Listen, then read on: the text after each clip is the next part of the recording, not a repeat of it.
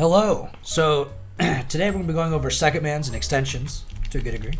And I want to basically break down what your role is as second man or extension based on the scenario in front of you, or really what you see, much like how these top winter major finalist teams would do, or really any pro team that really wants to be efficient and really strong.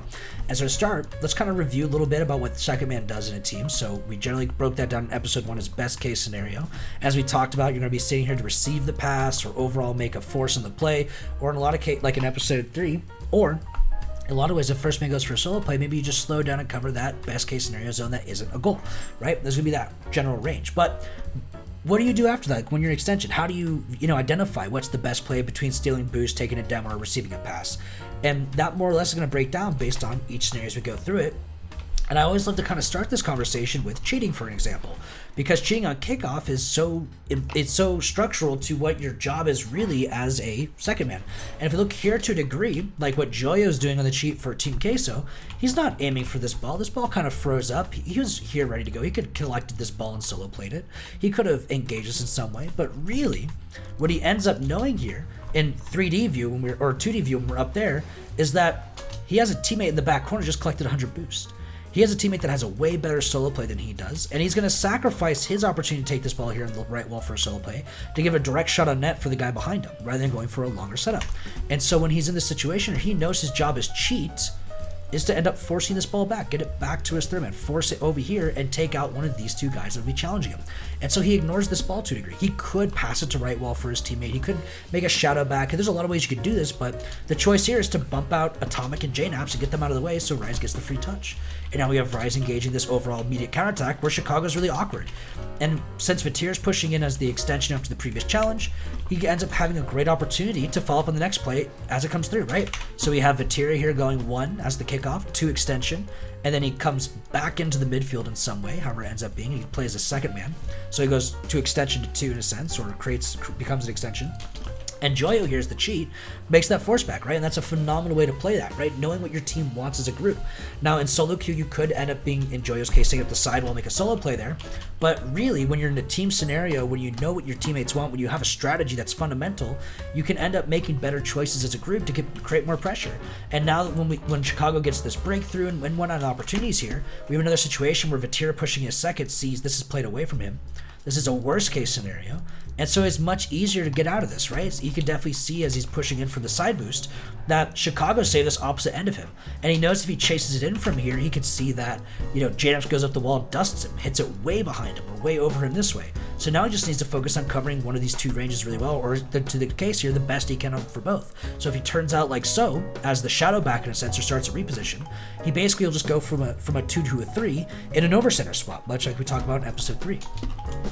And as we kind of come through this and break it down bit by bit, we can always see every single extension and every single play, but let's focus on these goals a little bit. Let's kind of get into more of like the nitty gritty, the what makes this so successful. Why do you do this? What comes at the end of it? Because every single play for a minute and a half here, coming from here all the way to this first goal, is basically extensions, forcing back, creating these opportunities to wait for this pass, make a demo, create demo opportunities, force them into this bundle up here in the corner because of all this demo pressure. Look at Joyo coming through the center of net, wrapping out to take this extension, to take this corner boost, and JNaps is only here as third, pushing into second because he got forced out by the demo attempt that Joyo went onto, right? And we create this opportunity that causes the other players to make these mistakes or come in really aggressively. And so JNaps only gets this mediocre breakaway. And we end up having a situation where Vatir's extension here now is a sweet opportunity to create a redirect or to create a demo. And so instead of Vatir rotating back and now we force this ball back with Joyo and Rise working together, we have Vatir here available to jump up and identify himself this possible redirect. But at the same time, if you listen carefully on your left earmuff, you'll hear the jump. Right there, with Vatir's jump, he heard Atomic jump, so he ball cams off, and he bumps him out of the way beautifully. What a phenomenal play, right? At the same time, if he got a redirect on that, maybe he could have played it over Atomic in a lot of ways. He could have redirected it direct in a way that would bounce it straight off the wall like this, giving Rise opportunity to jump up and demo Chicago while the third man comes in for a shot. Maybe he would have just redirected it in a way that kills it right in front of net, so Rise has a good race against Chicago to shoot it, which would put Rise at advantage, right? There's a lot of ways you could end up getting more pressure on this, but in this case, he went for a demo because the ball's already in, and it turned into a phenomenal play. And even going to the next play here, if we go into the way it breaks down, this is honestly a phenomenal, basically set of decision making moments here by Rise. Rise here pushes in as Vitir is cutting him, and in this case here, maybe it's not like a bad cut. It's a situation where Vitir probably calls off Rise, knowing that Vitir has the boost to engages, so he has the momentum, he wants to do it. And Rise here, when he plays the second man, he doesn't turn away, he doesn't freak out. He's a little awkward, but he knows that at the end of the day, if he leaves, he's just going to net and he's going to waste his boost because his teammate's already there in standard motion, right? Joyo's already covering the third man counterattack. He's already covering the shot on net to a degree because he can easily turn in on the way here to net and cover the next follow-up. But Rise here, knowing that, ends up holding this position no matter what happens until it's over his head. He starts a little bit of a fake out. Atomic misses the demo or the challenge in a sense, right? Makes a mistake on his end, and now Rise gets the opportunity to catch and make a quick flick over the next player. And because he was able to hold that second confidently, knowing his job here was midfield control, more than it was about receiving a pass and shooting, he was able to guarantee a bait out of 2 players. Atomic overstepping on his own accord because he was a little too antsy. Chicago getting baited out by Rise for the follow-up, and then Vitira in the previous challenge again, right? Boom, falls straight down to extension, goes straight to midfield. He's covering now this midfield opportunity for Rice. Maybe a little too aggressively, but in the same idea, even if he was a little bit farther back, right, he could still force J-Dubs to throw away the ball to Joyo. Joyo's advantage against Atomic here on the right side, right? But he's able to get the 50, force it over behind J-Dubs, baiting out. Again, Atomic and J-Dubs are both baited out now. And we have Joyo coming in for a free shot as third, while Chicago's overstepped. And even if Chicago went back to net, look at this. Vitira from that previous challenge extended in the corner here. If Chicago's back at net, Vitira demos Chicago before he can save Joyo's shot. Every day of the week. That is a full lineup. That's a whole situation here just from laying down an extension after every single challenge. And as this breaks down, basically Rise also steps in for a bit of an extension demo because he did make the force in the midfield, right? There's a bit of argument whether if what they did there was a little over the top or, a little extreme to this degree or extra in the rotation. But when it comes down to it, they only got the opportunity because they're creating that midfield pressure initially and then extending out and getting that demo and creating that opportunity. If we watch to Vitira's, situation, boom, makes a challenge here, falls back down his extension, sees Rise has some sort of challenge or possession, plays in for Rice's 50 opportunity, jumps up to 50 J-Naps here because now he's 1, falls back into extension up here. He's already landed at the corner boost, turns towards the net because he could see Joyo or Rise has a shot. Even if he couldn't, he could assume they have a shot because even if Vitira rotates out, he can't save anything. So he's going to assume that he's a demo net, and really, he's only going to extend his rotation back by a small margin. If he turns back this way, he's a bit quicker. But if he turns back this way, he gets a midfield demo. He creates pressure for an open net. And if let's say Chicago somehow dunked Joyo right here and put it on net, there's nothing he can do even if he turns this way. There's no way he gets there to save that in time. So he's just going to focus on my team succeeding in some way for this first step to guarantee this next goal. And that's a huge part of the decision making that really plays out into creating more and more opportunities for your teammate to stack on top of each other. That is how Queso gets 2 goals in this game so early out. It's how they get those 2 goals so early.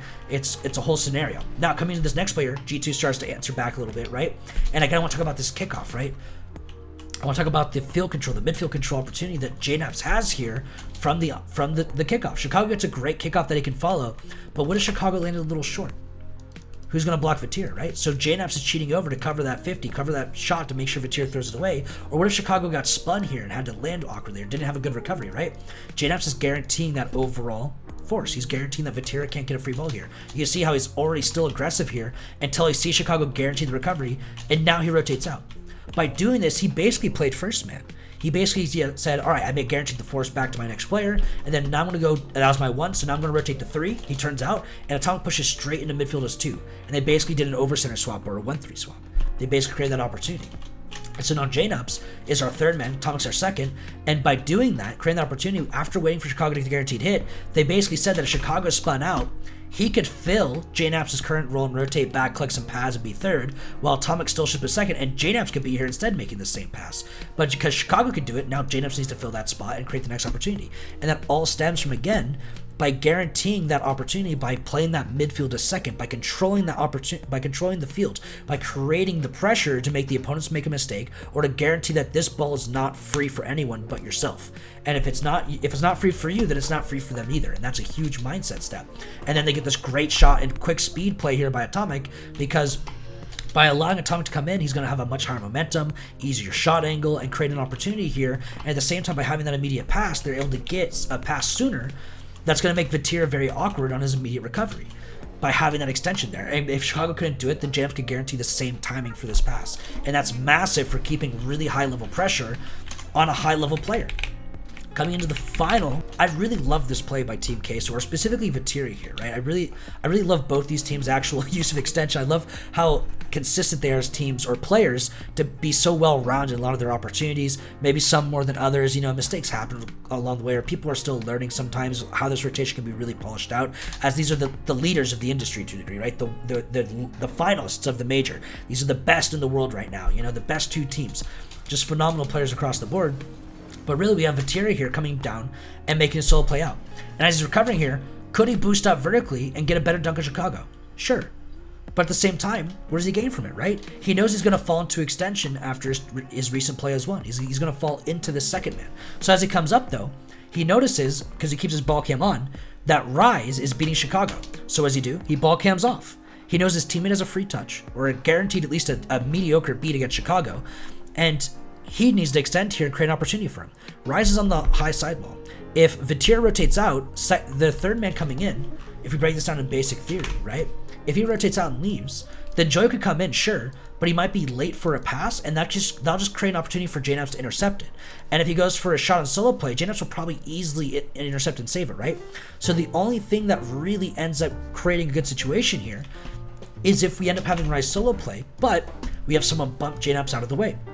And this is such a beautiful play as it comes down to it, because Vatiri not only is able to come up here, starve Chicago with the corner boost grab, because this is another role you can do as extension, he also turns in sharp and takes JNaps out of the play. This is such a phenomenal extension play that if Rise just shot this a little bit lower, which, to his credit, this is a tough shot to do when landing on the ceiling like this after doing a fake out, baiting some space from JNaps, allowing Vatiri room to cut this, right? This is a difficult thing to do mechanically and like in the heat of the moment at the pace that RLCS has done at. But if his shot was a little bit lower, Chicago doesn't have the boost to say that. Let's go to Chicago's point of view. I'll show you. But the overall boost steal by Vatiri here, Chicago has 17 boost. He's starved. This is not enough boost to save that. That was a little bit lower. That's it. Atomic was extension in the previous play. He's rotating back. And there's no way he's able to get here in time to save this. Boom. How's he going to jump for that? Only JNaps could have 50 that. Only Chicago could save this from preing the backboard here, right? That's the only way this ends up coming through. But it's just it's so powerful what Vatiri did here, taking the boost steal in Chicago, forcing him no boost to overall make this save, getting the JNaps demo, creating that opportunity, right? And it all stems again from just understanding that right now, in the situation after his solo play, there's really nothing he gains by dunking this to start. There's nothing he gains because he doesn't have a pass name, he doesn't have a shot on net, right? There's no direct pass to Rise here. Maybe he can push it back Chicago, just slightly. But that doesn't give Rise a guaranteed goal. And there's nothing, because at the end of the day, JNaps still blocks it. So instead he utilizes his boost and recovery time to focus on the extension, to get boosted up. He's already boosting. He's already leaning into that corner boost still, because he knows that since he forced Chicago to get an awkward 50, Rise beats him on the sidewall. And he guaranteed that by watching it. He identified Rise first. And then he identified the boost steal. And then he identified the JNaps demo, right? But it starts by pushing forward. It starts by pushing yourself in that midfield like earlier. It starts by putting yourself in the position that is closest to you, by utilizing what you already have. If he tried to rotate out, yeah, he would have collected boost. He would have gotten his 100 boost. But who would have Rise passed to? Joyo? Back here? Maybe right here? But then Atomic just cuts and intercepts it, or JNaps cuts and intercepts it, right? What does Rise do? Shoot it, and then while Joyo comes in from behind? But then JNaps just clears it to the right corner here for Atomic to take a solo play on. And then now Vatiri's going to be back here with maybe boost. Maybe that corner boost spawned in the back. Maybe it didn't. Maybe this corner boost is there or not for him. But then he has to defend a solo play from Atomic, maybe with boost, maybe not. Maybe with 60. But the biggest thing to talk about here is this pressure he creates, this opportunity. And it all stems from each one of these. Rise falls in his extension, tries to bump out Atomic to get him off of this save, but Atomic dodges it. What a phenomenal player, right? But if Atomic didn't dodge it, Rise demoed him, and Joyo's shot on net was the goal. Now, coming through it though, Vatiri, after the previous challenge, cuts back in as extension while Rise is rotating to third, and extends back in to take the finishing goal before JNaps can save it, because he's utilizing what he already has. He made this force in the midfield, right? This bump on JNaps that slowed down his rotation, and so now his entire rotation to third is chalked. So instead of bailing to third like a monkey, saying, I need boost, he says, I can be here for this shot instead. I can make the cut so my teammate can hold a better third. Even though Joyo had the shot and so on, it was created the opportunity, it was basically a free opportunity. It's just a 2v1. How can Atomic get a goal that would be so powerful here from a standstill position, right? He can identify this. He's able to be aware of it. But the biggest thing is he's utilizing what he already has. This position, this opportunity. and then he finishes the goal out. Most of these plays as second man, as they stack up, it's just pressuring. You're not, like, it's not about the flick you get over or the play you get over. Like, Vitera here's extension, it's not about the pass from Rise or what Rise does to the ball. It's about allowing Rise just to put it on net. In the same way before this as well, when we talk about, you know, the goal that breaks through here with Rise and Vitera, right? With Rise coming to midfield, it's not about Rise receiving this pass to shoot on net. It's not about him getting a great shot.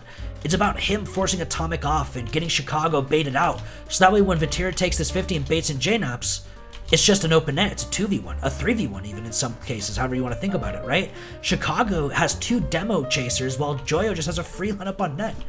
That's the core of second man. It's creating pressure, creating opportunity for your team, and not just for creating goals for yourself. And sometimes you do get a pass and a goal, and that's awesome.